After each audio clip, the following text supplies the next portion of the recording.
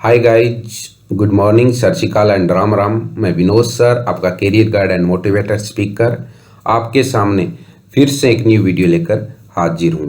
दोस्तों, आप सभी का जीनियस नर्सिंग ऑनलाइन क्लासेज में तहे दिल से हार्दिक अभिनंदन है। Today we are discuss about reflex of newborn.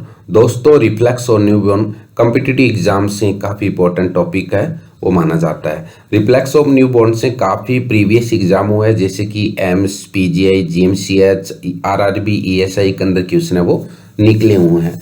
तो आज अपने रिफ्लेक्स ऑफ न्यूबॉर्न के बारे में डिटेल में पढ़ेंगे। कौन कौन से रिफ्लेक्स है, कब अपीयर होता है, कब डिसअपीयर होता है, क्या उसका फंक्शन है, ऑल ओवर डिटेल के अंदर अपने रिफ्लेक्स ऑफ न्यूबॉर्न से जानेंगे। तो चाइल्ड हेल्थ नर्सिंग के अंदर अपने ऑलरेडी 5 लेक्चर के ऊपर डिस्कशन कर चुके हैं। आज 6 लेक्चर है रिफ्लेक्स ऑफ न्यूबॉर्न। तो फर्स्टली अपने जानते हैं what is reflex. An involuntary response to a stimulus in involuntary action is called a reflex. Clear है दोस्तों? Involuntary response to a stimulus in involuntary action. Involuntary response है वो क्या होगा? Involuntary action के अंदर क्या करता है? Stimulus करता है, उसको अपने क्या बोलते हैं? Reflex बोलते हैं। तो फर्स्ट रिफ्लेक्स है दोस्तों sucking reflex। फर्स्ट रिफ्लेक्स है सकिंग रिफ्लेक्स। तो सकिंग रिफ्लेक्स के बारे में जानते हैं।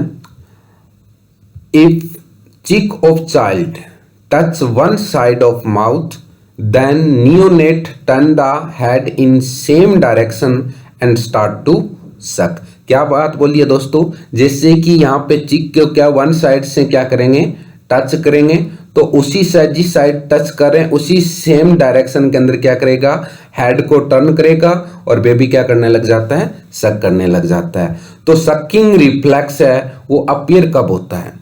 अपीयर होता है दोस्तों 14 week of intrauterine life. Sucking reflex appear कब होता है? 14 वीक के ऊपर अपीयर होता है इंट्रायूट्राइन लाइफ के अंदर। और डिसअपीयर कब हो जाता है? ये डिसअपीयर होता है दोस्तों at 3 to 4 month if child is awaking और 7 month इफ स्लीपिंग। क्लियर है? तो आपने क्या जानना है? सकिंग रिफ्लेक्स है, क्या करते हैं, बेबी के चीक को टच करते हैं, जैसे ही साइड ऑफ माउथ को टच करेंगे न्यूनेट क्या करेगा, हेड को टर्न करेगा और क्या कर देगा, सकिंग करना स्टार्ट कर देगा। अपीयर होता है 14 वीक के ऊपर और डिसअपीयर कब होता है? ये 3 to 4 month। 3 to 4 month के ऊपर डिसअपीयर होता है, कब? अवेकिंग कंडीशन के अंदर। और स्लीपिंग कंडीशन के अंदर कब होता है? 7 month के ऊपर होता है। नेक्स्ट है दोस्तों सकिंग रिफ्लेक्स। मैंने यहाँ पे आपको डायग्राम के अंदर पिक दिख रही है सकिंग रिफ्लेक्स की। तो स्टिमुलेशन कब होता है? Place finger infant mouth. तो जैसे ही इन्फेंट के माउथ के क्या करेंगे, फिंगर को प्लेस करेंगे तो क्या होगा, नॉर्मली रिस्पॉन्ड इन्फेंट सक फिंगर रिदमिकली। तो यहाँ पे क्या करेगा, जैसे ही अपने क्या करा, फिंगर को टच किया माउथ से, तो यहाँ पे नियोनेट क्या रिस्पॉन्स देगा, यहाँ पे नियोनेट फिंगर को टच कर सक करना स्टार्ट कर देगा। और यही बात है एज ऑफ डिसअपीयरेंस, मैंने अभी बोला था आपको 3 to 4 month। तो replace by voluntary sucking after 4 month।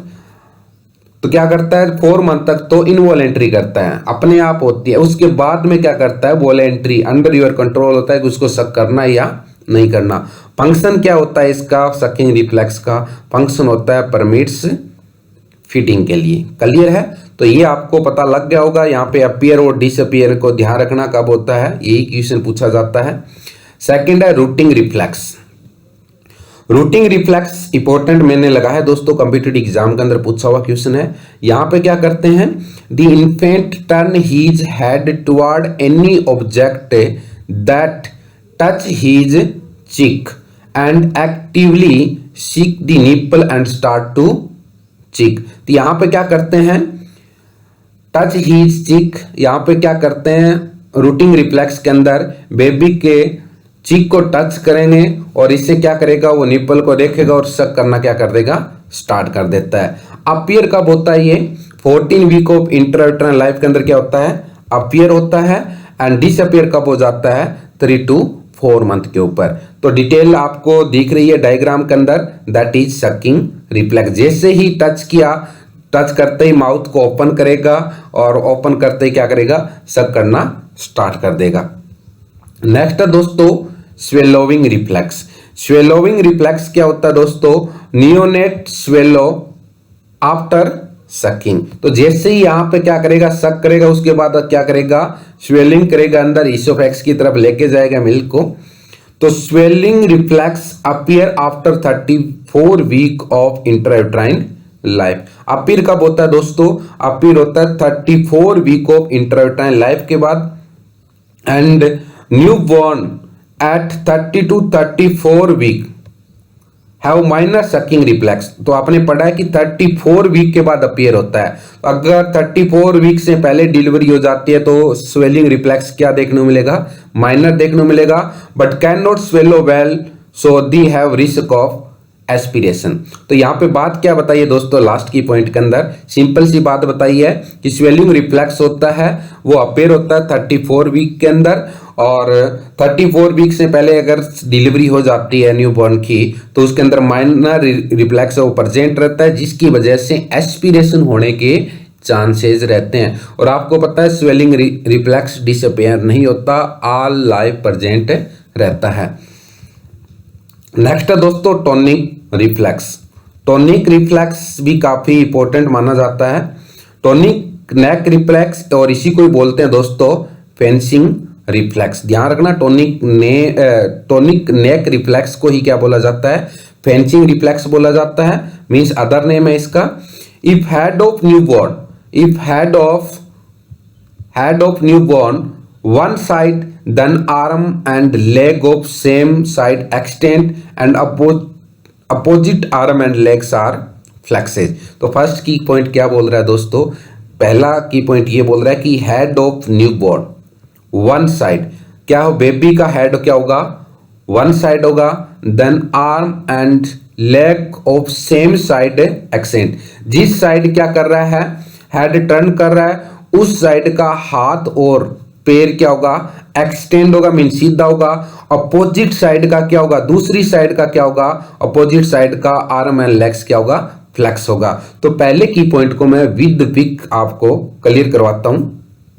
तो ये बात बोलिए दोस्तों, पहला की पॉइंट में बोला कि हेड टर्न का, जिस साइड में डायग्राम के अंदर आपको दिख रहा है कि जिस साइड के अंदर बेबी हेड को टर्न करेगा उस साइड का आर्म और लेग क्या रहेगा, एक्सटेंड रहेगा। तो आपको दिख रहा है जिस साइड हेड को टर्न किया उस साइड का आर्म और लेग एक्सटेंड है, और अपोजिट साइड का आर्म एंड लेग्स क्या है, फ्लेक्स है। तो यही बात आपको यहां पे बताई है मैंने, opposite arm and legs are flex and head newborn one side, then arm and leg of same side extend. तो एक्सटेंड आपको दिख रहा है दोस्तों डायग्राम के अंदर, रट्टा नहीं मारना, यहां पे आपको पर्टिकुलर चीज को अच्छी तरह से समझना है। नेक्स्ट है दोस्तों अपीयर। अपीयर कब होता है, ये अपीयर एट 2 मंथ। अपीयर कब होता है, 2 मंथ के ऊपर अपीयर होता है। और डिसअपीयर कब हो जाता है, 3 to 4 मंथ के ऊपर डिसअपीयर हो जाता है। If this reflex present after 6 month, अगर टोनिक नेक रिफ्लेक्स 6 मंथ के बाद में भी प्रेजेंट है तो it is abnormal condition and which indicates spastic cerebral palsy. तो आपको दोस्तों यहाँ पे एक बार नेम से ही काम चलाना पड़ेगा। स्पास्टिक सेरिब्रल पाल्सी के ऊपर अभी मैं वीडियो आई थिंक कल या परसों में डाल दूंगा डिटेल के अंदर, तो वहां पे सेरिब्रल पाल्सी डिफरेंट टाइप है, ऑल ओवर आपके वहां से क्लियर हो जाएगा। तो यहाँ पे अभी स्पास्टिक सेरिब्रल पाल्सी के ऊपर अपनी टाइम वेस्ट है वो नहीं करेंगे, क्लियर है। तो टोनिक नेक रिफ्लेक्स आपको सेकंड पिक के अंदर दिख रहा है, टोनिक नेक रिफ्लेक्स। तो स्टिमुलेशन कब होता है, तो यही है स्टिमुलेशन के अंदर, turn baby head to one side while infant like awake on back. तो यही है बैक साइड में, तो यहाँ पे turning one side, one hand and leg extend and other hand and leg flex. Normally response क्या रहता है दोस्तों इसका, infant lies in fencing position, one arm is expand in front of eye on side to which head is turn and other arm is flex. तो यही diagram से जो बात ऊपर बताई है वही बात इसकी की पॉइंट के अंदर बोली है उन्होंने। डिसअपियर कब हो जाता है, 4 मंथ, मैंने आपको बताया 3 to 4 मंथ के ऊपर डिसअपियर हो जाता है। और फंक्शन क्या होता है टोनिक नेक रिफ्लेक्स या फेंसिंग रिफ्लेक्स का, तो may prepare infant for voluntary reaching. Voluntary reachings मतलब अंडर योर कंट्रोल। वॉलेंट्री क्या होता है अंडर योर कंट्रोल, इनवॉलेंट्री क्या होता है नॉट अंडर योर कंट्रोल। तो कोई भी एक्टिविटी क्या करें, वो एक्टिविटी करें जो अपने कंट्रोल में हो, तो वॉलेंट्री की तरफ क्या होता है बच्चा अग्रसर हो, इसलिए टोनिक नेक रिफ्लेक्स है वो प्रेजेंट होता है। क्लियर है। नेक्स्ट है gag reflex, sorry grass reflex. Grass reflex, तो यहां पे ग्रास रिफ्लेक्स है वो भी आपको विद इमेज में क्लियर करवा देता हूं। तो ग्रास रिफ्लेक्स के अंदर देखोगे तो newborn grasp if any object put on palm mean palmar grasp and soles plantar grasp. Clear है। तो यहां पे क्या होता है ग्राफ्स रिफ्लेक्स दो टाइप का होता है दोस्तों, आपको पता है, एक तो पाल्मर ग्राफ्स और दूसरा क्या होता है प्लांटर ग्राफ्स। तो यहाँ पे डायग्राम से आपको दिख रहा है दोस्तों, फर्स्ट पिक आपको दिख रही है, फर्स्ट पिक क्या कर रही है ग्राफ्स रिफ्लेक्स। जैसे ही कोई भी फिंगर अपने बेबी के पाम के अंदर देंगे और उसको क्या करेगा फिंगर को पकड़ने की कोशिश करता है, उसको बोलते हैं ग्राफ्स रिफ्लेक्स। और यहाँ पे जिसको फिंगर्स हैंड के अंदर दे रहे हैं पाम के अंदर दे रहे हैं उसको पकड़ने की कोशिश करा, उसको तो बोलेंगे पाल्मर ग्राफ्स रिफ्लेक्स। और सोल्स का मतलब जैसे कि सेकंड डायग्राम के अंदर दिख रहा है आपको, जैसे ही सोल्स के अंदर आप क्या कर रहे हो टोज और फिंगर के पास में फिंगर को टच कर रहे हो, तो फिंगर क्या कर रहा है आगे से फ्लेक्स कर रहा है, वो रिफ्लेक्स कौन सा है प्लांटर रिफ्लेक्स। क्लियर है। यही मैंने यहां पे डाला है प्लांटर ग्राफ्स रिफ्लेक्स। तो यहां पे स्टिमुलेशन क्या होता है दोस्तों, place finger infant hand and press against palm. तो यहां पे क्या करेगा, तो जैसे ही हैंड को क्या किया अपने प्लेस किया, सॉरी फिंगर को हैंड के अंदर प्लेस किया, तो यहां पे क्या करेगा उसको रिस्पॉन्स देगा अपोजिट, उसको पकड़ने की कोशिश करेगा। तो नॉर्मल रिस्पॉन्स क्या होता है इन्फेंट्स पोटेंशियली ग्राफ्स फिंगर, उस फिंगर को पकड़ने की कोशिश करता है। डिसअपियर कब हो जाता है 3 to 4 मंथ के ऊपर हो जाता है। और फंक्शन क्या होता है, यही फंक्शन उसकी पकड़ मजबूत हो जाए मींस वॉलेंट्री ग्रास्पिंग करने की कोशिश करता है यहाँ पे बच्चा। तो prepare infant for voluntary grasping. Clear है। नेक्स्ट है दोस्तों यहाँ पे पाल्मर और प्लांटर दोनों से अलग अलग क्वेश्चन बनता है। तो देखें यहाँ पे प्रेजेंट एट बर्थ, तो यहाँ पे पाल्मर और प्लांटर दोनों ही कब अपीयर होते हैं एट बर्थ प्रेजेंट होते हैं। Disappear with in 3 month, 3 month के अंदर क्या हो जाता है डिसअपियर हो जाता है कौन सा पाल्मर ग्राफ्स, और 8 मंथ पे जाके कौन सा डिसअपियर होता है प्लांटर ग्राफ्स। प्लांटर आपको पता लग गया होगा दोस्तों सोल्स वाला। एंड नेक्स्ट है it may reappear later in life if individual suffer an injury to frontal lobe of the brain। Otherwise तो क्या होता है यहाँ पे अभी अपनी देखो आप अपने एंड के अंदर फिंगर को इंसर्ट करके देखना, कोई फीलिंग नहीं होगी ना अपने आप पकड़ी जाएगी उंगली। लेकिन अगर फ्रंटल लोब के अंदर इंजरी हो जाती है तो लेटर लाइफ के अंदर भी यहाँ पे प्लांटर एंड पाल्मर ग्राफ्स है वो देखने को मिल सकता है। तो ये अपने जाना है ग्राफ्स रिफ्लेक्स के बारे में। नेक्स्ट रिफ्लेक्स है मोरो रिफ्लेक्स। दिल्ली एम्स ने अभी लास्ट एक पूछा था यहां से क्वेश्चन। तो मोरो रिफ्लेक्स के अदर नेम से भी क्वेश्चन आ जाता है दोस्तों। तो फर्स्टली आपको इसका अदर नेम है वो पता होना चाहिए। तो फर्स्ट वन देखें, it is also known as embrace reflex. Clear है। इम्ब्रेस रिफ्लेक्स और स्टार्टल रिफ्लेक्स। क्लियर है। मोरो रिफ्लेक्स का अदर नेम क्या है embrace reflex, and second name क्या है इसका स्टार्टल रिफ्लेक्स। तो देखना Moro reflex, embrace reflex, startle reflection all are एक ही है। क्लियर है। When loud voice is made और if newborn hold in semi setting position and then alloy the head and trunk to drop back side at 30 degree angle, then rapid abduction and extension of arm and fencing of finger making C shape with थम occur. तो यहाँ पे simple सी बात बताइए दोस्तों, क्या होता है, जैसे ही अपने लाउड वॉइस के अंदर बोलेंगे तो यहाँ पे न्यू बॉर्न किस कौन सी पोजीशन में आ जाता है, सेमी सीटिंग पोजीशन में आ जाता है। हेड एंड ट्रंक क्या हो जाता है, dropped back. Head and trunk back side में जाती है कितने डिग्री एंगल पे, 30 डिग्री। अबडक्शन और अडक्शन, अबडक्शन का मतलब दूर लेके जाना और अडक्शन का मतलब होता है पास लेके आना। तो abduction and extension of arm, abduction का मतलब है दूर और एक्सटेंशन का मतलब स्ट्रेट, बिल्कुल स्ट्रेट आर्म देखने को मिलेंगे। फेनिंग ऑफ फिंगर, फेनिंग ऑफ फिंगर का मतलब सी शेप के अंदर क्या बना लेगा, यहाँ पे फिंगर एंड थंब है वो किस शेप के अंदर आ जाते हैं, सी शेप के अंदर आ जाते हैं। पिक में दिखा देता हूं आपको मोरो रिफ्लेक्स की अभी ये कंडीशन रहती है दोस्तों। तो ये अभी इन्होंने बताया है कि जैसे ही बेबी को लाउड वॉइस के अंदर बोलेंगे तो क्या होगा, head of backs, head and trunk back side के अंदर जाता है कितना, अभी मैंने बताया 30 डिग्री एंगल। एंड उसके बाद आपको बताया था कि हैंड्स है एंड आर्म्स है, आर्म्स क्या हो जाती है, आर्म्स दूर लेके जाता है, दूर लेके जाता है उसको बोलते हैं अबडक्शन। पास आती दोनों आर्म उसको बोलते हैं अपने अडक्शन। तो दूर लेके जा रहा है इसको बोलेंगे अपने adduction of, adduction of arm.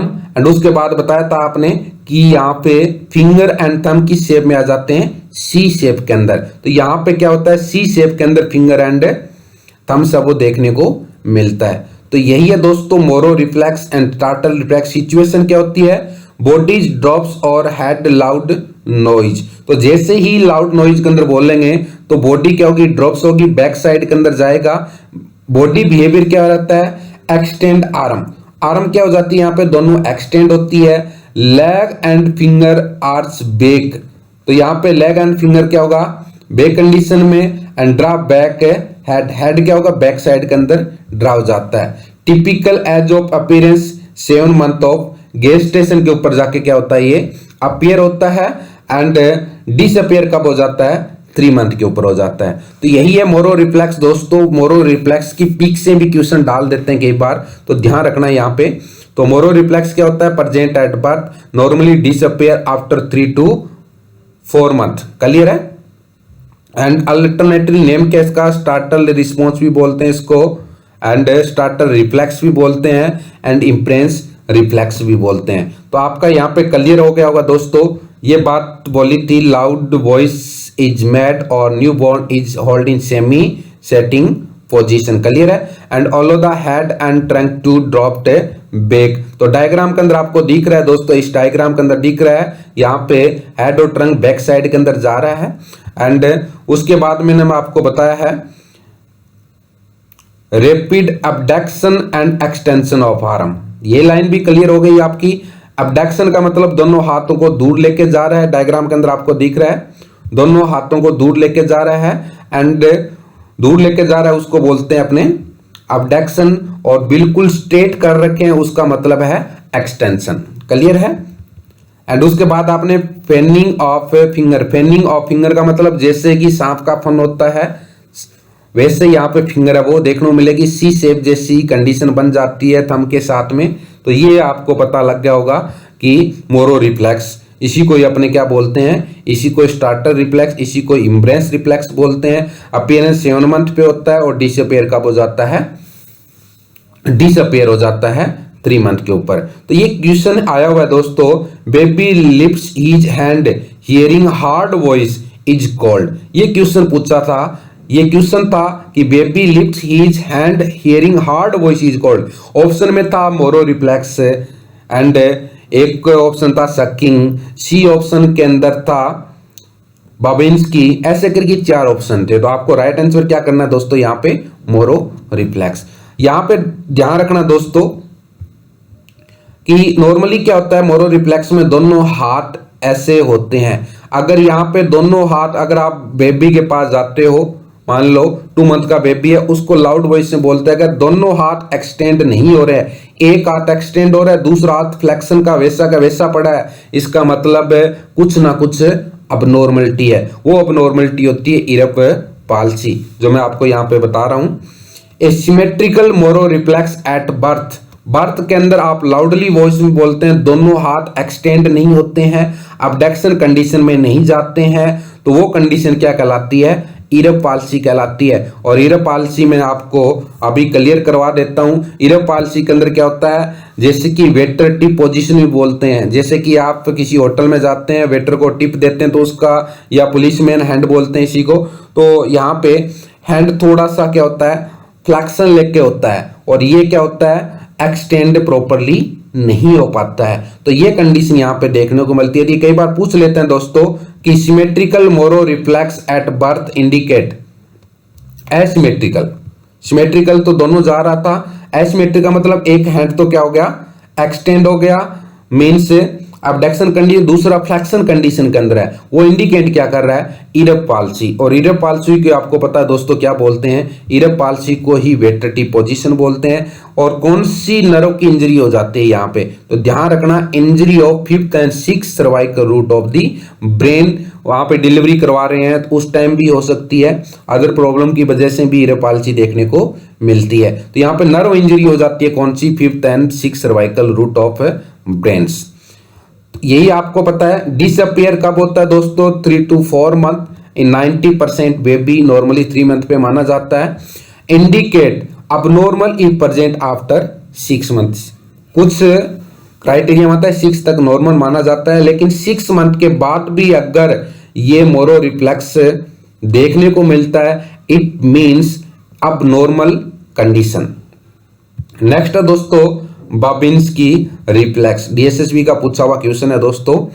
Babinski reflex क्या होता है, gentle stroking of lateral aspect of sole in J shape because newborn big toes to dorsiflex downward and finger are hyper extension. Clear है? तो ये आपको अभी डायग्राम से clear करवा देता हूं मैं, बाबिन्स्की रिफ्लेक्स क्या होता है, पॉजिटिव और नेगेटिव दोनों करवा देता हूं।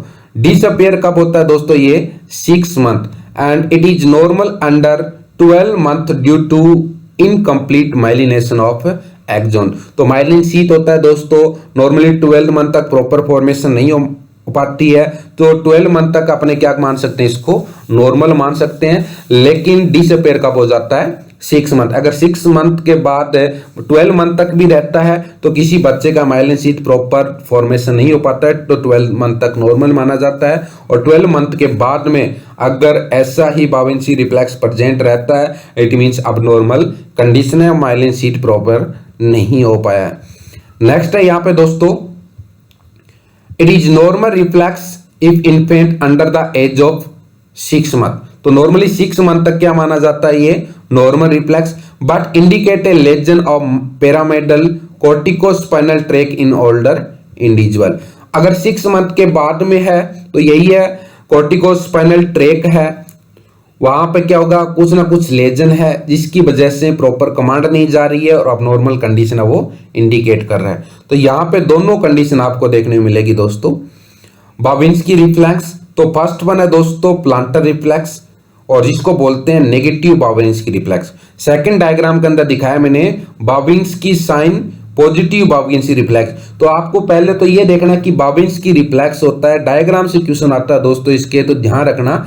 डिसअपियर पूछा जाता है 6 मंथ, और डेफिनेशन नहीं पूछी जाती इसकी। पॉजिटिव बाबिन्स्की और नेगेटिव बाबिन्स्की रिफ्लेक्स है वो पूछा जाता है। तो positive Babinski reflex, negative Babinski reflex क्या होता है, तो ध्यान रखना दोस्तों, प्लांटर रिफ्लेक्स को क्या बोला जाता है, negative Babinski reflex. A curling of the toes is seen in healthy adult. आप हेल्थी अडल्ट को ऐसे इसी पेन से टच करेंगे तो क्या देखने को मिलेगा, टोज एंड फिंगर है वो फ्लेक्शन देखने को मिलेगा। इट मींस क्या है, ये हेल्थी एडल्ट के अंदर देखने को मिलता है, इसको बोलते हैं नेगेटिव बाबिन्स्की रिफ्लेक्स या plantar reflex.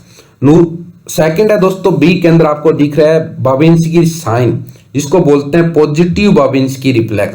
Occur in absence of descending inhibition and it is normal in infant. तो ये दोस्तों ऐसे ऊपर की तरफ जा रहा है, जैसे आप यहां से टच करते हैं तो यहां पे टोज एंड फिंगर का एक्सटेंशन देखने को मिलता है, तो ये इन्फेंट के अंदर नॉर्मल माना जाता है। बट अडल्ट के अंदर अगर ऐसा हो रहा है, मैंने अभी बताया 6 मंथ के बाद या 12 मंथ के बाद अगर ऐसा कंटिन्यू रहता है, इट मींस पैथोलॉजिकल कंडीशन, और अडल्ट के अंदर क्या मानी जाती है, पैथोलॉजिकल कंडीशन। तो ध्यान से दोबारा देखना दोस्तों। फर्स्ट वन है प्लांटर रिफ्लेक्स, जिसको बोला जाता है नेगेटिव बाविंस्की रिफ्लेक्स, और curling of the toes. Curling of the toes के मतलब यहाँ पे फ्लेक्शन इज सीन इन एल्टी अडल्ट। अडल्ट के अंदर आप जैसे ही टच करते हैं, अपने आप करके देख लेना, यहाँ पे प्लांटर रिफ्लेक्स के अंदर जैसे ही आप यहाँ पे सोल को टच करोगे तो आपके क्या होगा, फ्लेक्शन देखने को मिलेगा।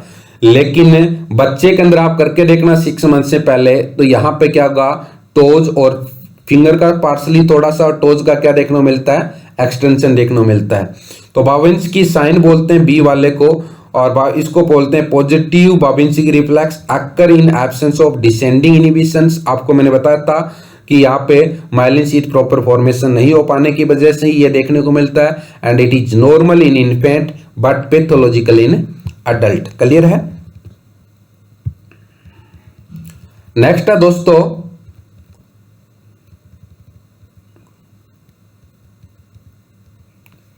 डोल आई रिफ्लेक्स। डोल आई रिफ्लेक्स, डोल आई रिफ्लेक्स क्या होता है, as head is moved to right और left, eye are leg behind and do not adjust new position. तो क्या होता है दोस्तों, जैसे ही आप हेड को राइट टू लेफ्ट करते हैं, तो नॉर्मली अपने राइट टू लेफ्ट करेंगे, अपनी आई की मूवमेंट होती है, लेकिन यहाँ पे न्यू बॉर्न के अंदर क्या होता है, आई फिक्स देखने को मिलती है, I are leg behind, do not adjust to new position, उसको अपने क्या बोलते हैं, डोल आई रिफ्लेक्स। डिसअपियर कब होता है दोस्तों, ये 3 to 4 मंथ के ऊपर, और ये डायग्राम के अंदर आपको दिख रहा है। तो क्या होता है इसके अंदर, a head is moved slowly to right और left, eye lag behind and do not immediately adjust to new position of head, and disappear as fixation development and it persist indicate neurological damage. अगर बाद में भी ऐसी condition रहती है, normal fix नहीं कर पाता न्यू पोजीशन, इसका मतलब क्या है, न्यूरोलॉजिकल कहीं ना कहीं बच्चे के प्रॉब्लम है। नेक्स्ट है दोस्तों एक्सट्रूजन रिफ्लेक्स। एक्सट्रूजन रिफ्लेक्स क्या होता है, एक्सट्रूजन रिफ्लेक्स देखें तो व्हेन टंग इज टच और depress, infant respond by forcing it outward. तो एक्सट्रूजन रिफ्लेक्स क्या होता है दोस्तों, जैसे ही अपने क्या करेंगे, स्पून से या कुछ करेंगे, माउथ के अंदर देने की कोशिश करेंगे, बच्चा टंग से उसको क्या कर देगा, बाहर निकाल देगा। तो ये होता है एक्सट्रूजन रिफ्लेक्स। 4 मंथ तक ऐसे बच्चा करता है, और 4 मंथ के बाद क्या होता है, एक्सट्रूजन रिफ्लेक्स है वो डिसअपियर हो जाता है। तो यहाँ पे डिसअपियर कब होता है दोस्तों, 4 मंथ के ऊपर डिसअपियर हो जाता है। तो यही आपको डायग्राम के अंदर दिख रहा है दोस्तों, एक्सट्रूजन रिफ्लेक्स। स्टिमुलेशन क्या होता है, टंग इज टच और डिप्रेस। जैसे टंग को क्या करेंगे, टच करेंगे, डिप्रेस करेंगे, तो नॉर्मल रिस्पॉन्स क्या आएगा, न्यूबॉर्न पुश टंग आउटवर्ड, टंग को बाहर निकालेगा। और अब नॉर्मल रिस्पॉन्स तो क्या आता है, 4 मंथ तक यही आना चाहिए, बाहर निकालेगा। लेकिन अब नॉर्मल रिस्पॉन्स क्या होता है, कंटिन्यू एक्सट्रूजन ऑफ टंग और repeated tongue thrusting occur with C&D anomalies and seizure. तो यहां पे क्या है दोस्तों, नॉर्मल जब टच करेंगे बाहर निकालेगा, अदरवाइज सारे दिन बाहर निकाल के रखता है। इसका मतलब जैसे कि डाउन सिंड्रोम वाले पेशेंट है, वो भी देखने को मिलता है, सीजर वाली कंडीशन के अंदर भी देखने को मिलता है, that is abnormal response.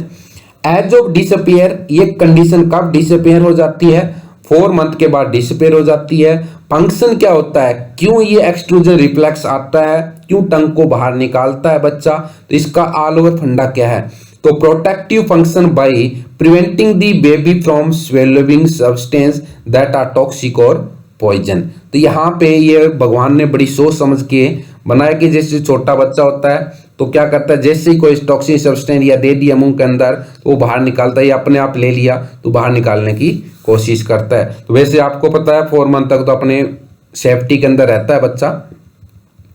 Next है दोस्तों ब्लिंकिंग रिफ्लेक्स।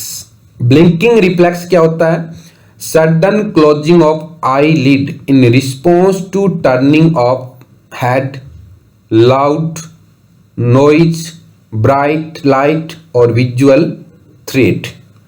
क्लियर है?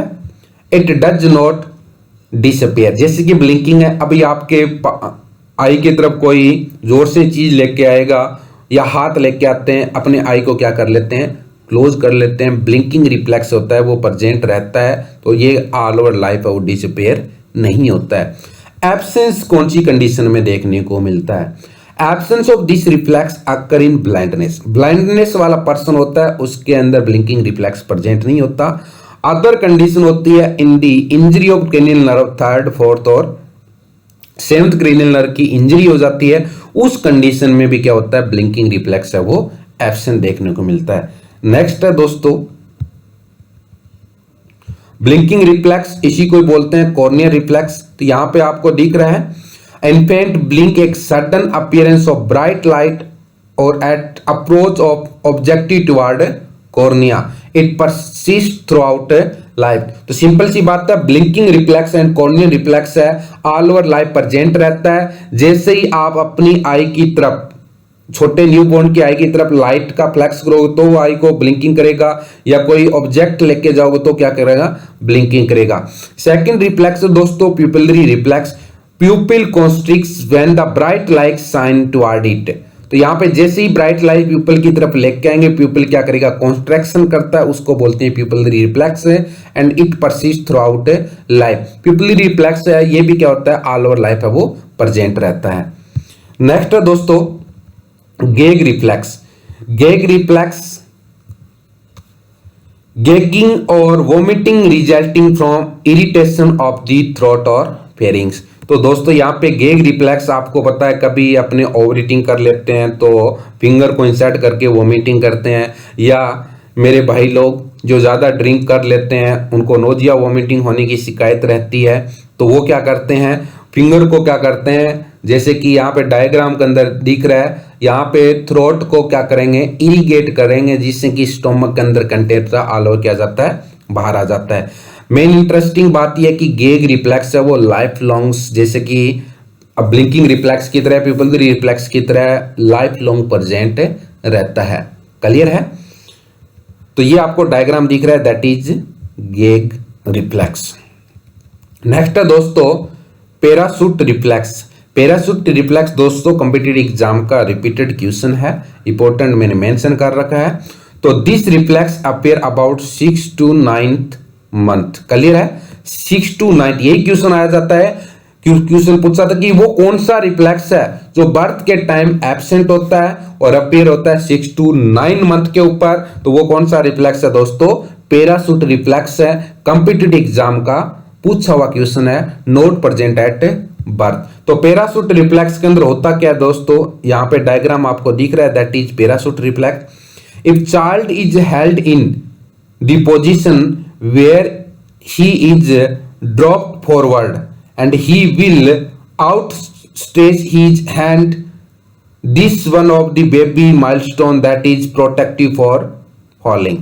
तो ये कंडीशन देखने को मिलती है, उसको बोलते हैं पैराशूट रिफ्लेक्स। क्लियर है? नेक्स्ट है दोस्तों प्रेज रिफ्लेक्स। तो प्रेज रिफ्लेक्स क्या होता है?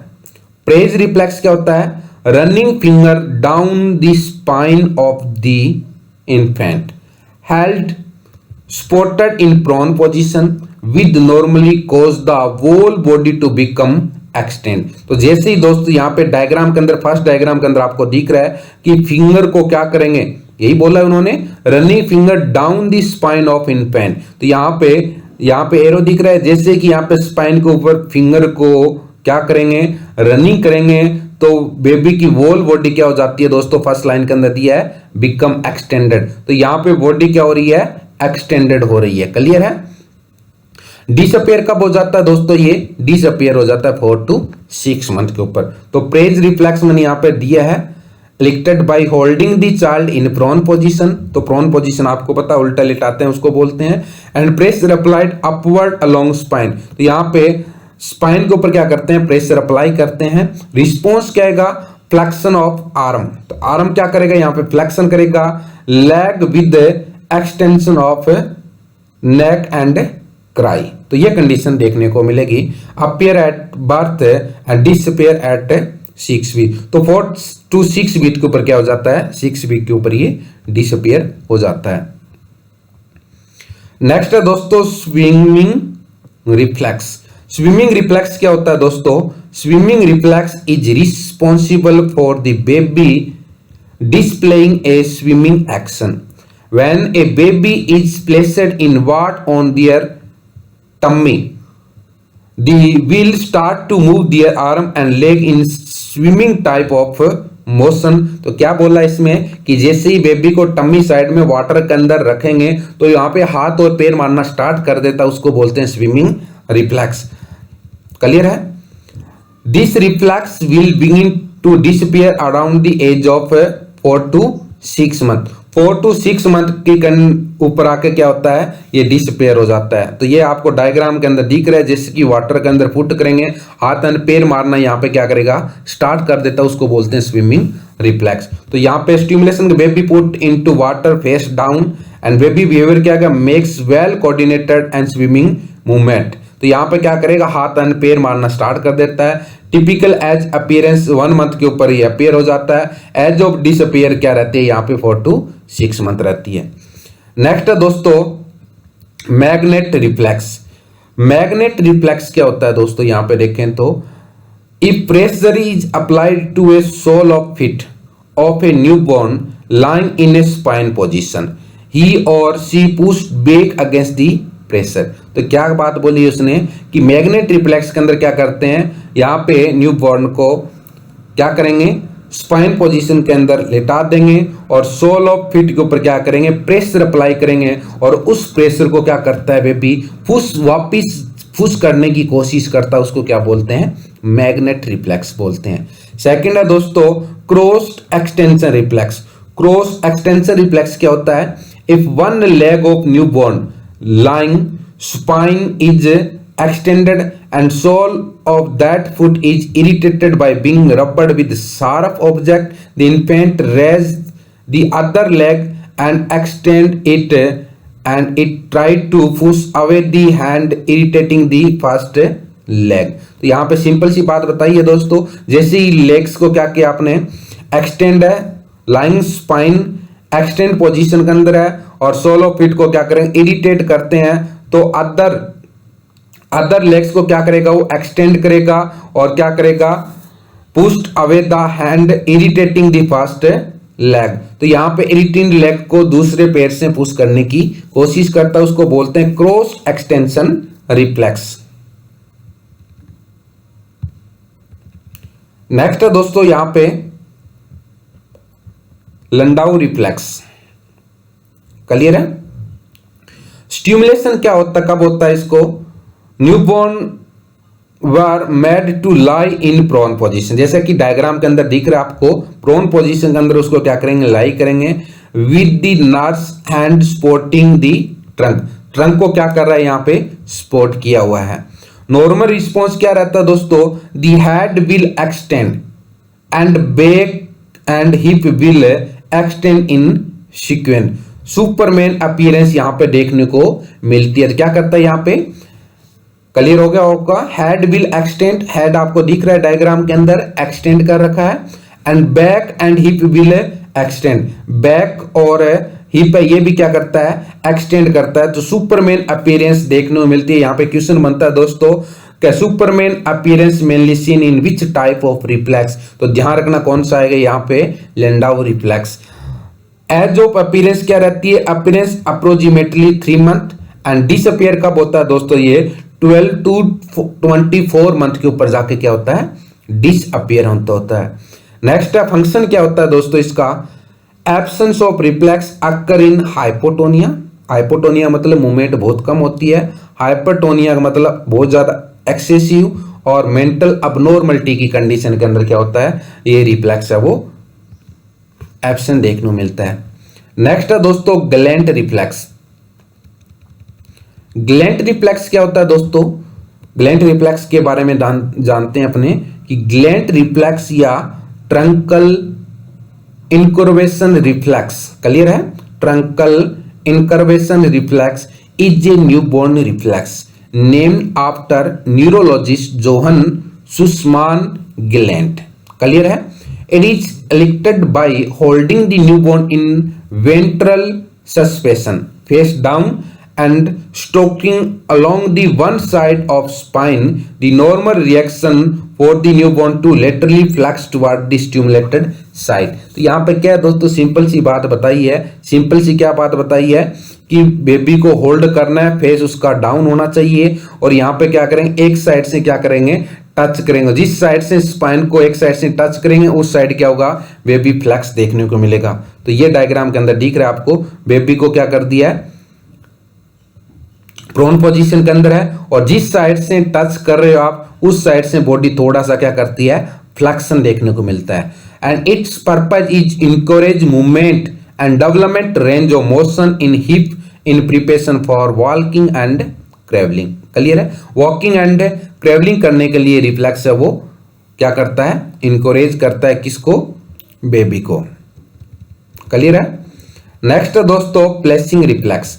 प्लेसिंग रिफ्लेक्स क्या होता है दोस्तों, प्लेसिंग रिफ्लेक्स है bring the anterior aspect of tibia against edge of table, response lift leg on the table, appear at birth, disappear at 6 week. तो यहाँ पे दोस्तों दिख रहा है आपको, जैसे ही बेबी को यहाँ पे स्टैंडिंग पोजीशन के अंदर रखेंगे तो यहाँ पे आगे टेबल रखी हुई है, तो फर्स्टली तो है, बाद में क्या करेगा, यहाँ पे लेग्स के ऊपर क्या करेगा, पैर रखने की कोशिश करता है। स्टेपिंग रिफ्लेक्स या प्लेसिंग रिफ्लेक्स इसको नॉर्मली बोलते हैं। डिसअपीयर होता है वो 6 वीक के ऊपर देखने को मिलता है।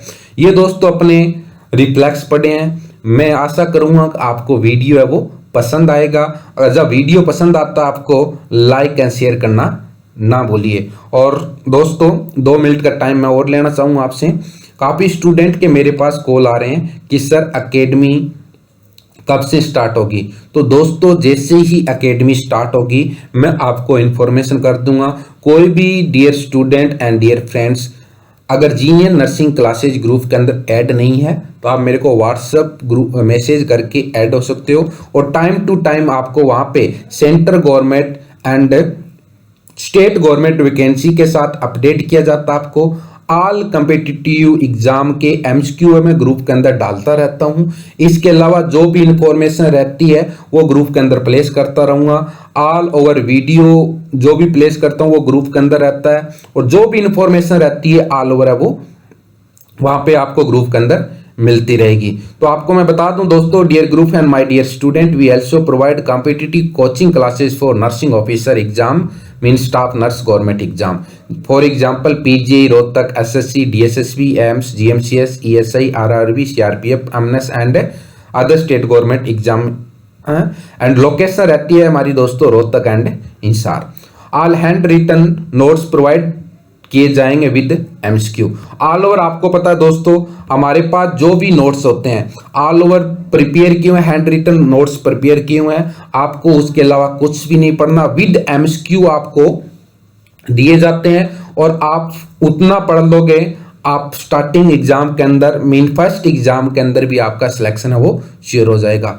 अगर किसी भी टाइप की आपको इंफॉर्मेशन लेनी है तो मेरे कांटेक्ट कर सकते हो विनोद सर। नंबर मैंने नीचे पुट किया हुआ है। ग्रुप में ऐड होने के लिए भी आप मैसेज कर सकते हो कि मैंने जो अभी लिंक डाला था आई थिंक फुल हो चुका है। ऑलरेडी 10 ग्रुप जीनियर नर्सिंग क्लासेज के चल रहे हैं।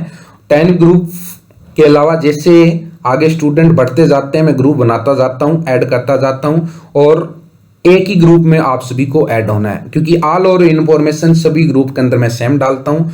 और दोस्तों जैसे ही एकेडमी स्टार्ट होगी मैं आपको इन्फॉर्मेशन कर दूंगा। मेरे काफ़ी डियर स्टूडेंट के कॉल आ रहे थे सर हमें आपसे कोचिंग लेनी है, तो आप सभी का वेलकम रहेगा एकेडमी के अंदर। फीस की बात नहीं है दोस्तों, डेमो क्लास आपको दिख रही है और जैसे भी आप आते हो आपको रहने की खाने की फैसिलिटी है वो अवेलेबल रहेगी। पीजी में रहना चाहो आप पीजी में रह सकते हो, रूम लेके रहना चाहो तो आप रूम लेके रह सकते हो। इसी के साथ दोस्तों मैं इजाज़त लेता हूँ। Thank you, my dear friends.